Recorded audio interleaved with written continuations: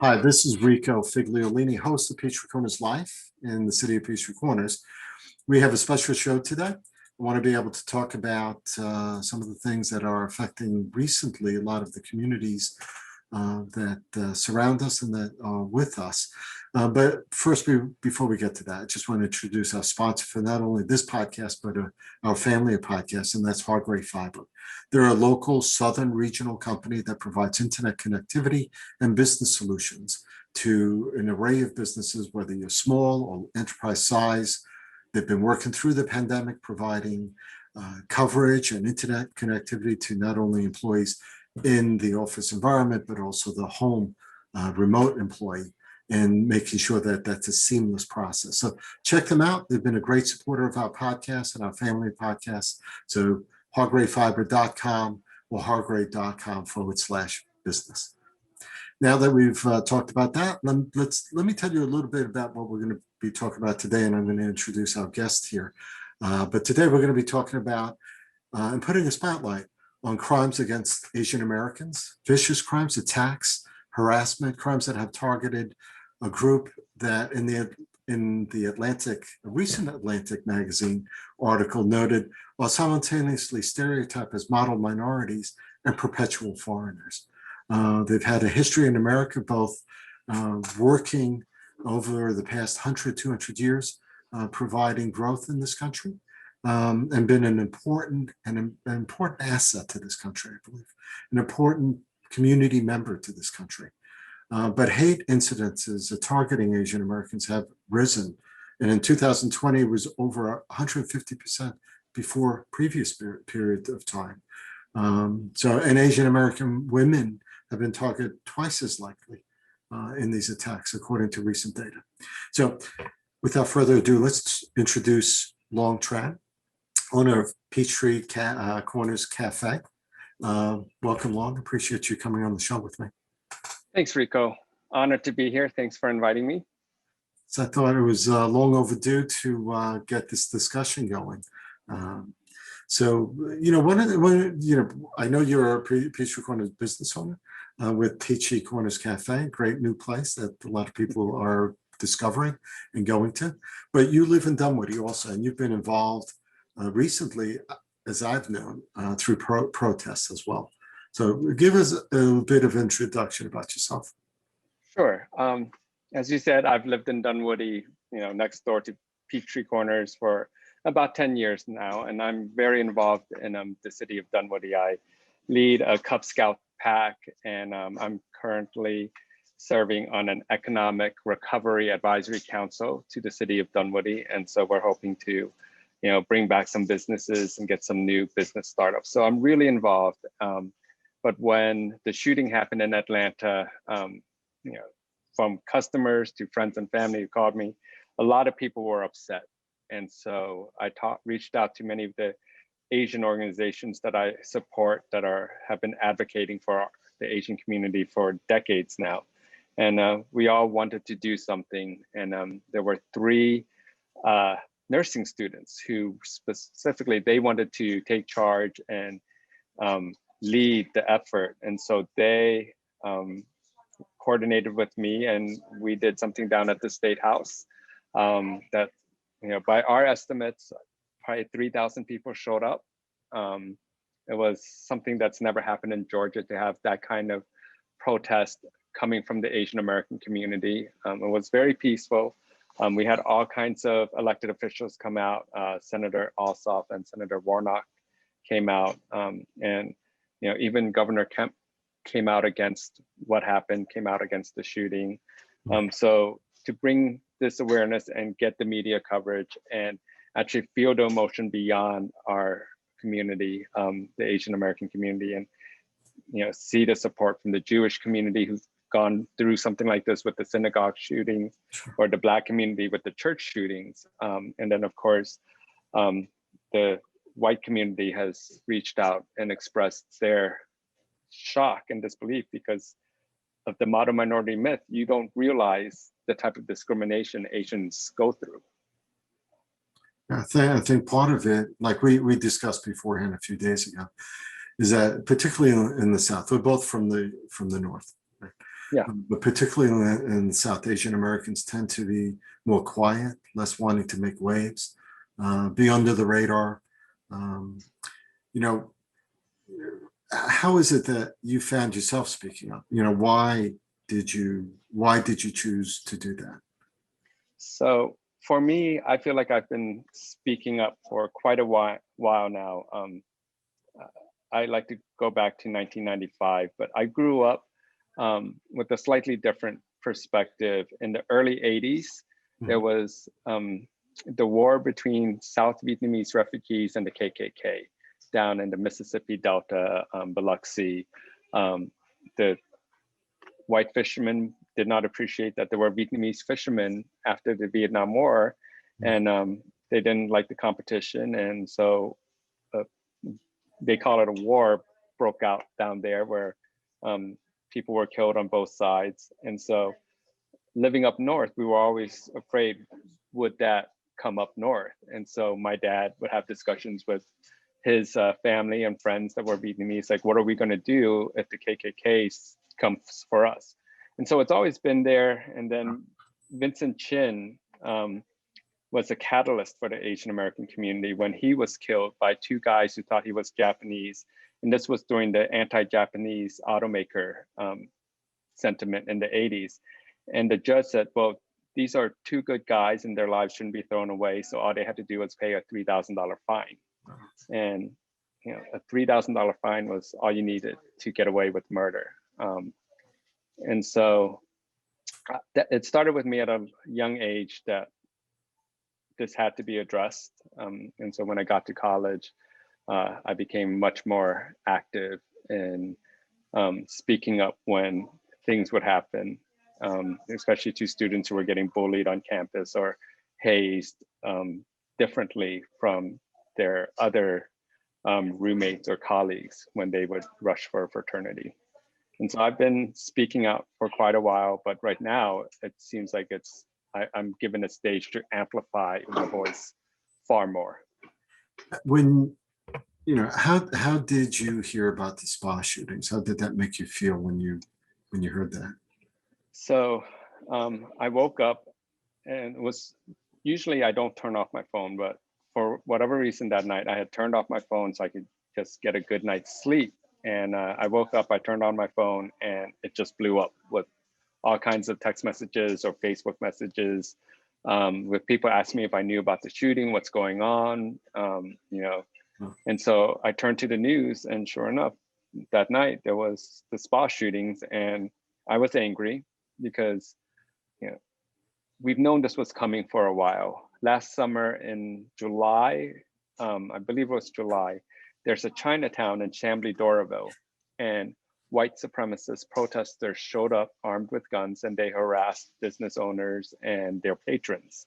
They didn't stay very long and they got scared off as soon as the police were called, but it was a sign of intimidation. And even in my own city of Dunwoody, there were on the exit and on-ramps of the freeway were these signs that says boycott China. If you want to take it from a business perspective, you would put it at the Chinese embassy or maybe at Walmart, someone who's doing business with China. Right. But you're putting it in front of residential areas. You're sending a message to the Chinese who live in Dunwoody when you do that. And so I knew something like this was coming. I didn't know it was going to result in the death of 6 people. But from what was happening in San Francisco and New York, we knew the violence was coming. Just didn't expect it to be a shooting like this. Do you feel that this is a special moment in time? I mean, Trump hasn't helped over the past year. And if anything, he stoked the fire even worse. Yeah, and I want to talk about how he stoked the fire as early as 2017 when he started challenging North Korea and all the talk of fire and brimstone.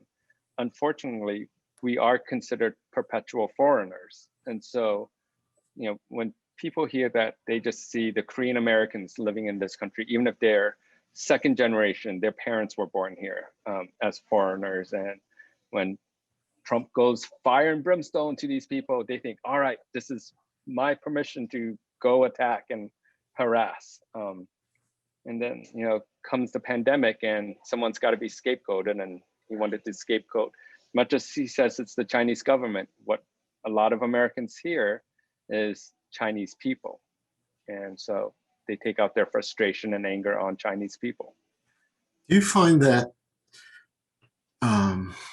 Asian American is a broad term, right? Yes. My heritage is Italian, right? So people, when I grew up in the 80s, at college in the 70s, I was Italian American.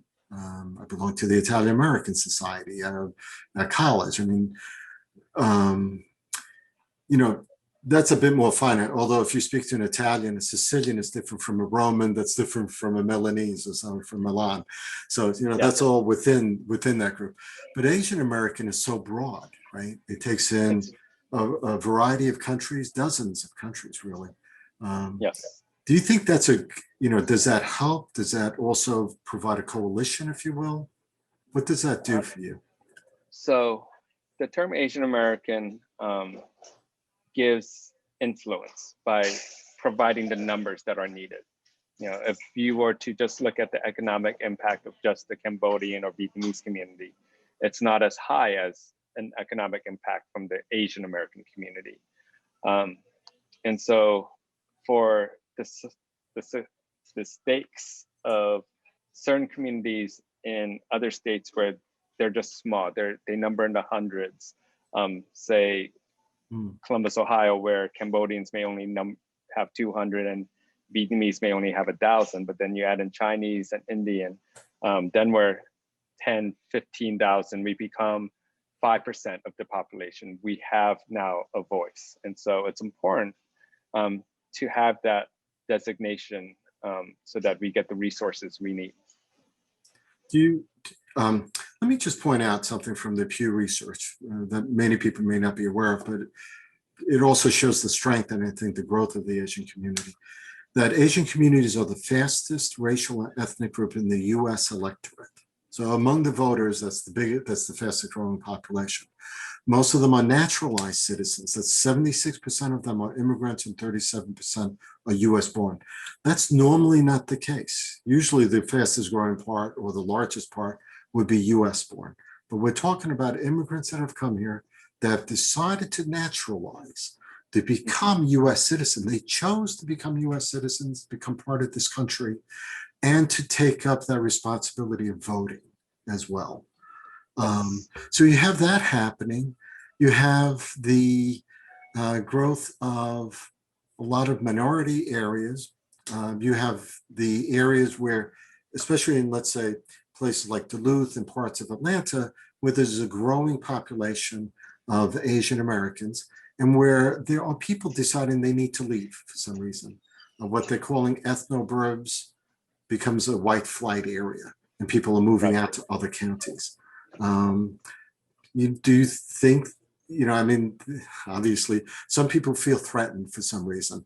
I mean, how do we address that? What's your thoughts on that? It's complicated. Historically, the reasons why Chinatowns exist is because at one point in time in our country's history is that we could group people into sections. And so we could say all the Chinese are going to live in this area and it becomes Chinatown.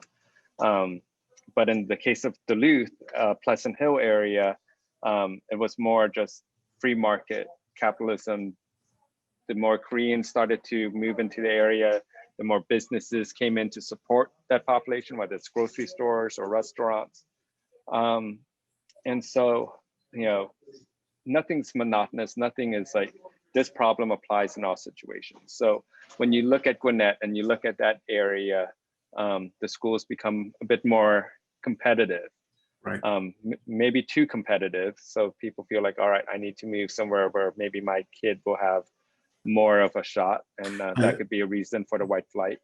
Yeah, and I think that has to deal a little bit with what was happening when HAC article pointed out about school rankings, right? That the top 18 of the top 20 kids in, let's say, Duluth high schools were Asian. And colleges pick, or used to pick, I don't know if they still pick, or take into consideration rankings as well. So I think the county or the school system decided to do away with rankings because of that, which is crazy to me because, it's almost like dumbing things down for no reason. Instead of raising the bar, we are dumbing things down because other people may be smarter. It's just like, you need to get your kids working a little better, maybe. But Yeah. go ahead. Sorry. Hate to... No, it's that's a very real, and it's actually a problem because as much as our society likes to reward competition, free market, and I am as a small business owner, I truly believe in it. When a certain group seems to attain too much success, then people get concerned, and then they find ways to change things so that it becomes advantageous to them. So we look at some of the Ivy League schools, and all of a sudden you realize that Asian Americans actually have to have a higher GPA than all of the other ethnic groups to make it into those schools. So Harvard, an Asian American has to have a 4.1 or 4.2 to get in, but a white student would only need a 3.8 or 3.9. And they would say, well, this student does this and that. And so that gives them the jump over. And so the true flat out merit, those rules never truly stay in place. They're always shifting that bar. It's a moving target. It's yes. It's like, okay, your grades aren't good enough, but you've done a lot of volunteer work in the community, so we're going to use that. And there's nothing really wrong with that. But the problem is that these pendulums keep swinging back and forth, right? Like you said, when things get when people feel too threatened or such, there's always someone that has to be a scapegoat, it seems. It's funny in a way. It reminds me of there was a Soprano episode where one of the characters walking around with his cell phone talking. He's walking around Little Italy, and he barely walked 2 blocks, and he's like, "I'm in Chinatown already." That just shows the expansion of a population that is just one of many ethnic groups, right? Right. To be doing that, successful. And providing good. I mean, we're already seeing, movies like Parasite, a lot of Asian influence in our communities, in food, in music, in other areas in entertainment, and maybe people are looking at that, and instead of embracing it. I love Asian food. I love sushi. I mean, Italian food. Grew up on matzo balls. We always talked about matzo balls and meatballs being interchangeable almost. In the neighborhood I grew up in. So instead of seeing that as a good thing, there are too many people, I think, that just not happy with themselves maybe and are being threatened.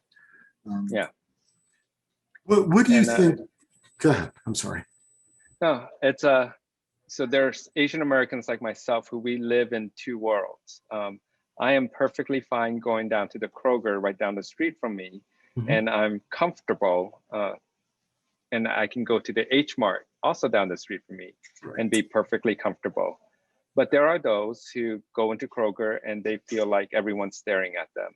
And then, of course, there are those who go into H Mart and feel like everyone is staring at them. We need to get to a point where it's okay for you to go into an H Mart and go get groceries. It's no different than going into a Kroger. And then we won't see that kind of white flight that happens. Yeah. No, I agree with you. I mean, I go into H Mart because, quite frankly, I like the vegetables more than I like, and it's better priced than like other supermarkets. So, I think what happens, just like on the face of it, if you will, we all look a bit different, right? And even Anglo-Saxon Asians, if you will, blended families. Which is if you look at the younger generation, is more and more happening. So we're looking. I think society is looking at one group that really is changing quite a bit. Your parents versus you versus your children maybe are changing. We're all becoming. It really is becoming what I always never thought was really a melting pot. Growing up in New York, but really is becoming more of a melting pot now, I think. It is. My family is a perfect example of that. Where my parents are both Vietnamese, but I didn't marry Vietnamese. I actually married a Chinese woman. My brother, the other two aren't married, but my brother that got married, he married white, and so the blending is happening. You can't avoid it. You know, Right. love takes you where it takes That's you, right. which is a good thing. And Love so, conquers all, they say. But yeah, I think that's something that needs to be embraced. You know, it's sad that there are some who would look at that and go, a child that's half Asian and half white, you know, has no place in our society. That's such an outdated idea that I really hope that we get away from that. I think if you look at college kids or high school kids in an area that is a bit more diverse, you find a broad range of friendships. Yes. And it is changing, and it's a good thing that it's changing. How do you think all this has affected Asian businesses, Asian-owned businesses in Peachtree Corners or in our area? Has it affected them? It has definitely affected. I wasn't the only one who opened up right before the pandemic. There's a place called Mr. PJ's right down the street from me, owned by a Korean man. Great chicken wings. But he was getting scared too, because he saw business drop right away when March hit and the first cases in Georgia started to be announced. He saw a big drop. I saw a drop, but not as significant as many other businesses. There's kind of an insulation barrier or cushion for Peachtree Corners, I think, in that Peachtree Corners has become a place for a lot of Asian families, Asian Indian, Korean Americans, Vietnamese American families have started to move into the area. And so they continue to go to those businesses. And you know, I like to think that they kind of like in Dunwoody, encourage neighbors to go to other businesses. I saw that on the forums in Dunwoody where, you know, we got to protect these businesses. And then every once in a while, someone will go, don't forget about this restaurant. You know, they need help too. And so I think the more diverse community you have where your kids are in school together and some of those kids' parents are business owners in the city you live in, you're like, hey, you know, we got to help this family too. Yeah. And so I think Peachtree Corners has been lucky in that regards. I think we've got a great city, great neighbors who live around here. And so hopefully we won't see any of the harassment, and definitely hopefully we won't see any of the violence that we've seen in other parts of Atlanta. It's doubtful, I think, in my mind. Hopefully I'm not saying the wrong thing, but I think it's doubtful in this area because I just think this area is a bit different. Yeah. You know, the makeup of the area, the diversity of the area, the income, the economic prosperity of the area has been able to survive through things, right? Yep. So people are still buying food, they're still going out. Even before sort of the lifting of the stuff, people were Instacarting. I mean, I was using Instacart to get food and ordering and curbside pickups, and you know, the takeout really didn't stop too much, and so we were still, you know, patronizing businesses. How you know what?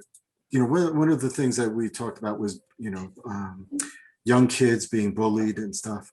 You know, what can Asian families do maybe to address some of that? You know, in schools, you know, what for practical purposes can they do? I would like to see parents start to address the bullying in a way that's bridge building, has a connection with the school.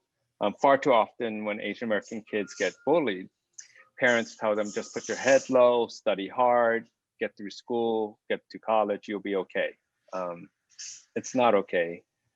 I saw it with kids who came to college when I was in college that really struggled integrating because that scar, that fear you get from bullying stays with you and it hurts how you interact with other people.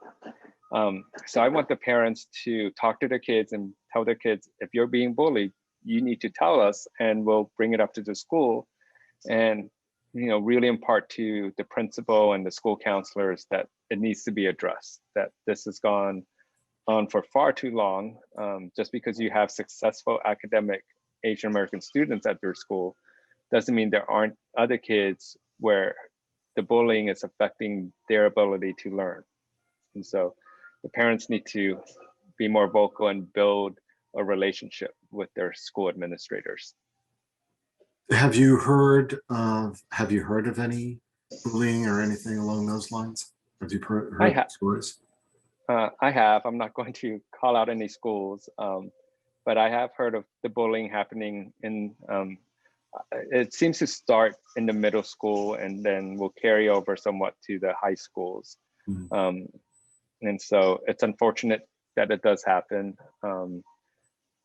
But we'll, I think we'll be able to figure out a way. Some of these Asian American advocacy groups, because of the shooting, I think they're going to start to address the bullying from a possible racial perspective now, and see if any of that, clearly some of it has to come from race issues, but to address it properly in the middle school and high school grades. For sure. I mean, kids can be traumatized easily in some ways. Some ways, depending on the kid. I mean, it might toughen them up. It might, other kids, toughen them up. A ridiculous thing to expect from a child, that they should be toughened up. We used to hear stuff about our kids need safe spaces. And I always joked around about, what does that mean? Growing up, we didn't have safe spaces. Is that an old thing to say? I think that kids should be challenged with their thoughts and beliefs, but not challenged because of who they are. You should always be able to defend your ideas, because that just makes you better, I think, and validates you better, and actually makes you a better person if you can defend why you believe something a certain way. But bullying is not part of that. It's just a total different thing. Yeah. So you've lived here in Dunwoody for 10 years, I guess, in the South. And you originally came from Ohio. Ohio was a bit different for you, the North than the South. Yeah, it's very different.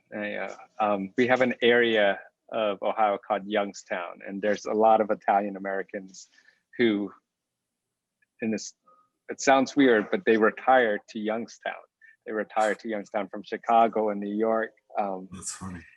And so, but Ohio is definitely a Midwestern town or state where everyone's friendly. The communities tend to be very blue collar, much smaller. And so there's a more intimate connection among neighbors, because when one neighbor does something, it spreads across the city very quickly, because the city I grew up in, we had 7 GM factories. And so everyone worked for GM. So, if you did something strange, the word spread through the unions across 7 factories very quickly.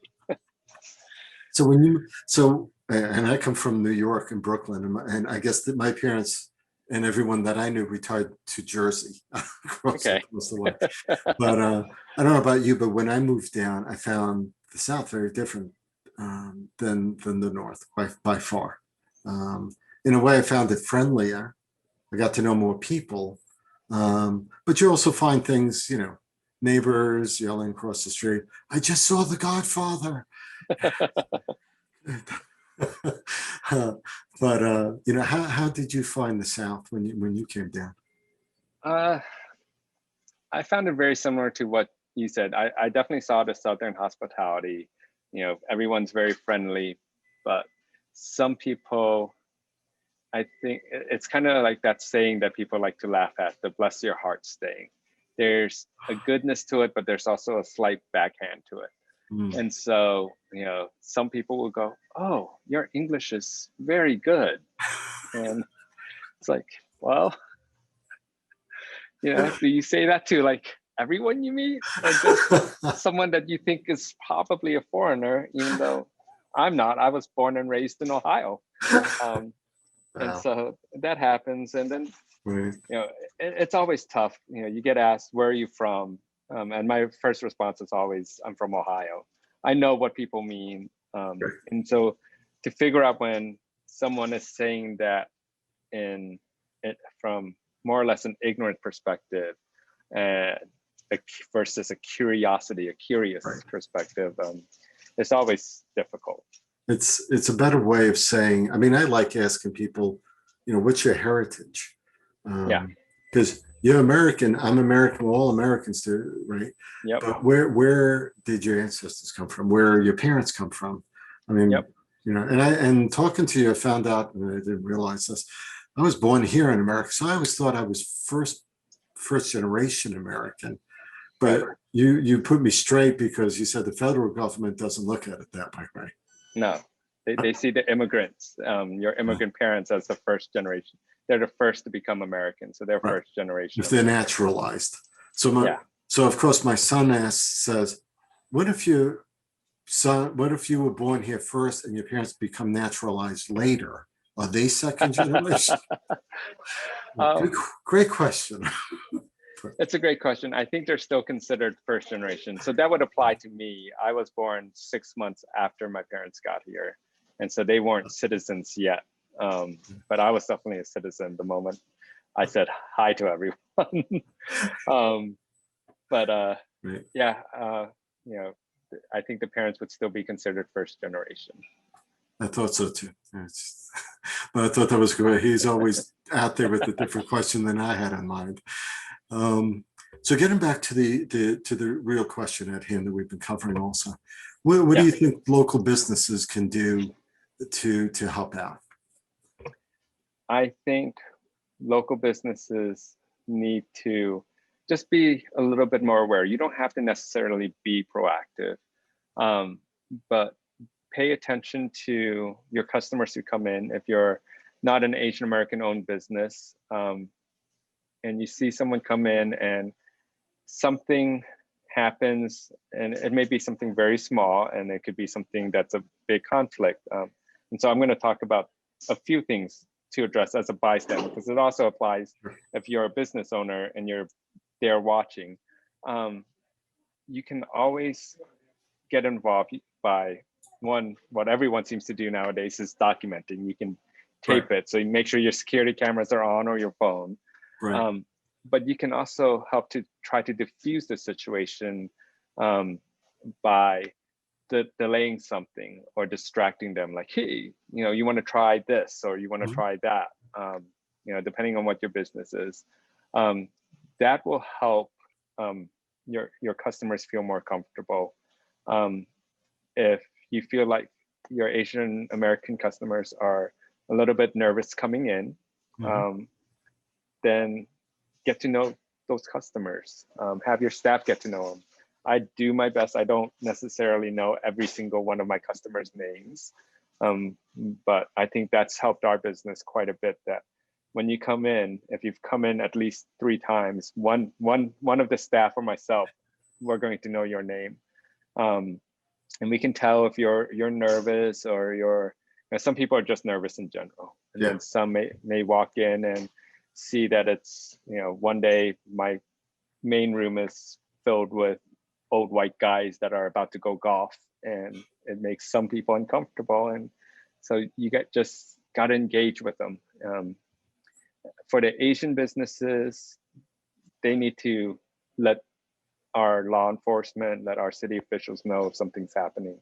You know, if you talk to the businesses on Beaufort Highway, Canton House, some of these businesses that have been around for decades, they'll tell you they've had rocks thrown through their windows, they've had the harassing phone calls.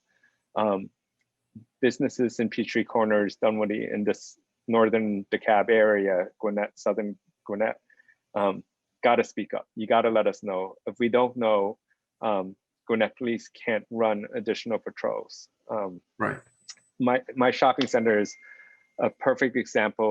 You would never know it, but it's a very mixed culturally shopping center. Next door to me is a Thai restaurant owned by a Thai family. Across from me is a dry cleaner owned by a Filipino family. And then I've got a Chinese family with a vegan restaurant and a Persian restaurant as well. And so it's a very, very diverse little shopping center we have. And Right. I've talked to all of them that if something happens, if you see something that is, even if it's questionable, if you don't want to call the police, let me know. I'll call Gwinnett Police. I'll let our city council know, just so that the awareness is there. And when the awareness is there, it helps to lower the tension. Do you think there's enough laws out there? Do you think the hate crimes bill that Kemp signed into law, I think last summer, do you think all that's enough? Do you think it's necessary to make sure that the hate crimes bill is used, so then it's not just a crime, but it's noted as a hate crime? Do you think that's important? I think it's very important. And it's not just like signing the bill and saying, we've got this hate crime bill. We have to educate the public that there's a hate crime bill, and your act of violence, whether it's throwing a rock at someone or shooting and killing someone, comes with larger penalties if it turns out to be based on race, on gender, on religion, all the categories that the bill covers. But the bill alone isn't the solution. It just provides a buffer, hopefully making people think twice before acting. We really need to get to the root cause of why people feel like they need to blame specific subgroups, whether it's based on race, Black or Asian, Latino, based on gender, blame things on women, or sexuality, the LGBTQ. You can't outlaw that kind of bias, but you can come up with policies and programs that will help educate people and hopefully get them to cross that bias. And I think some of it we need to start accepting is mental illness and start providing the funding to address mental illness. All good points. The bill is one thing, and it's a political tool. So yes.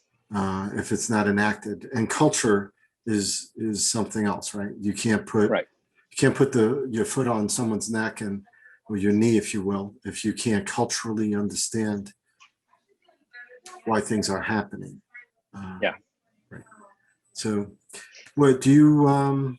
So we've been talking to Long Tran here, owner of Peachy Corners Cafe, here in Peachy Corners, about Asian hate crimes. It's a tough issue to talk about.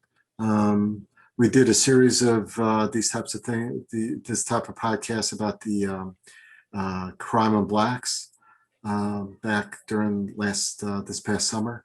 Do you find any hope coming? Where do you find hope coming from? I find hope from the younger generation. When we did our rally, these nursing students, they wanted to make sure that we were inviting all the other communities with us. When George Floyd and Ahmaud Arbery happened, I went to some of those protests and rallies and spoke to Black community leaders, and I saw the younger generation show up of all backgrounds, Latino, Asian, white, they all were showing up. They were marching together. And so I think the younger generation does not have a tolerance for this, and they call it out. If you're on TikTok, you'll see it called out on TikTok all the time. On certain social media, people say, it's not cool to hate or to be a bigot. This is why, and they post pictures and videos. So I see hope from the younger generation that they've drawn a line that this isn't going to happen anymore. I'm Generation X, and I think we got lulled into a perspective of it came to an end. It didn't really happen. It's all isolated incidences. And, when white supremacy was given a voice and some influence and power, we saw what they could do. I mean, never in my lifetime did I see something like Charlottesville. And we were lulled into thinking that could never happen. And so my generation didn't fight, but this younger generation, they've got the tools and they're talking to one another. For sure. Thank God, because really, yes, there's just too much stuff going on. The riots, and the Washington, the takeover of DC at one point. It's almost apocalyptic looking. I mean, it's just ridiculous. I mean, the people are okay with that happening and justifying those things. It's been great having you on. It's been great talking to you. I got to come over to have some cup of coffee and dessert later, maybe. Absolutely. And if you've never had bubble tea, you got to try our bubble tea as well. I haven't had it, and my kids go out to get it, so I think okay. Try some of it. So I appreciate you coming on, Long. Thank you for being with me. Hang in there. Hang in there after this. But you know what? Before we leave, tell everyone where you're located and how they can find out information about you, your business, and anything else that you'd like to tell them to reach. Sure. So we're Peachy Corners Cafe. It's actually Peachy, Peachy. I don't know, it was a smart decision to go with Peachy versus Peach Tree, but that's what we went with. We're located by Holcomb Bridge and Spalding Drive. So if you know where Loving Hut is, Loving Hut's been here forever, or Royal Thai, who's been here forever. We're right in between the two. We're not in the same shopping center as the bowling alley. We're in the one next to them. We're open from 8 to 8 every day but Sunday. We're open on Sundays too, but from 10 to 6. Come on down. We have great coffee, great bubble tea. We also have wine if you want to just chill out in the evenings, to wine and a dessert. And then if you want to get involved with addressing the violence against Asian Americans somehow, as a community, one of our first efforts right now is to fundraise for the families. They need money for legal fees and to help with the kids who are now parentless. So you can go to any of the community advocacy groups, Asian American Advancing Justice, or the Center for Pan-Asian American, the CPAC, so Center for Pan-Asian Americans Community Services is what it's called. And you can go to their websites and find a donation link and donate there. And for Peachy Corners, you can go to www.peachycornerscafe.com, and that will get you to our Facebook, and you'll see our calendar and a link to everything else that we're a part of. Excellent. We'll have most of these links, if not all of them, in our show notes, so check that out later. But thank you again, Long. I appreciate you being with me and talking today. Thank you, Rico, for having me. This was a great conversation. Yes, same here.